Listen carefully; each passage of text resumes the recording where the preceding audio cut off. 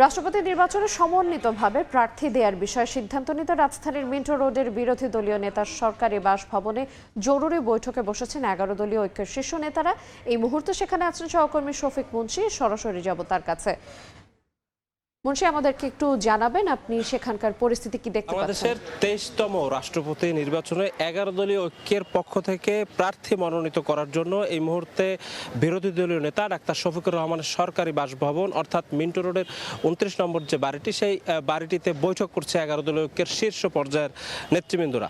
এই বৈঠকটি শুরু হওয়ার কথা ছিল আজকে সকাল 11:30টায়, কিন্তু আমরা দেখেছি যে দলগুলোর শীর্ষ নেতৃবৃন্দ এখানে আসার পর 11:40 পর মূলত এই বৈঠকটি শুরু হয়েছে। এই বৈঠকটির নেতৃত্ব দিচ্ছেন জামায়াতের আমির ডাক্তার শফিকুর রহমান এবং অন্যান্য যেসব দলের শীর্ষ নেতাদের মধ্যে উপস্থিত আছেন বাংলাদেশ খেলাফত মজলিসের আমির মাওলানা মামুনুল হক, এনসিপির আহ্বায়ক নাহিদ ইসলাম সহ অন্যান্য যে দলগুলো আছে 11 দলীয় ঐক্যের, তাদের শীর্ষ পর্যায়ের নেতারা। আমরা এর আগে যে বিষয়টি জেনেছি যে গত শনিবার বাংলাদেশ জামাত ইসলামী তারা তাদের যে কেন্দ্রীয় নির্বাহী পরিষদ বৈঠক, সেই বৈঠকে তাদের দলের পক্ষ থেকে কিন্তু এই রাষ্ট্রপতি নির্বাচনে অংশ নেবার জন্য তারা একটি সিদ্ধান্ত নেয়।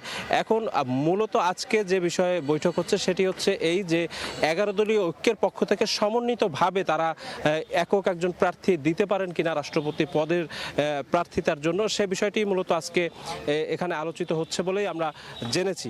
এবং এই আলোচনা শেষে এখানেই একটি এই মিন্টো রোডের 29 নম্বর বাড়িতেই একটি প্রেস ব্রিফিংয়ের আয়োজন করা হয়েছে। সেখানে কিন্তু আজকে বৈঠকের আলোচিত যে বিষয়গুলো সেগুলো উপস্থাপন করা হবে এবং তারা সমন্বিত প্রার্থী দেবে কিনা কিংবা কে হতে যাচ্ছেন এই বাংলাদেশ জামাত ইসলামী সহ 11 দলীয় ঐক্যের রাষ্ট্রপতি প্রার্থী, সে বিষয়টিও খোলাসা হতে পারে। তো এই ছিল আমার কাছে রাজধানীর মিন্টো রোড থেকে এই যে 11 দলীয় ঐক্যের জরুরি বৈঠক রাষ্ট্রপতি নির্বাচনে অংশ নেবার বিষয়, সে ব্যাপারের সর্বশেষ।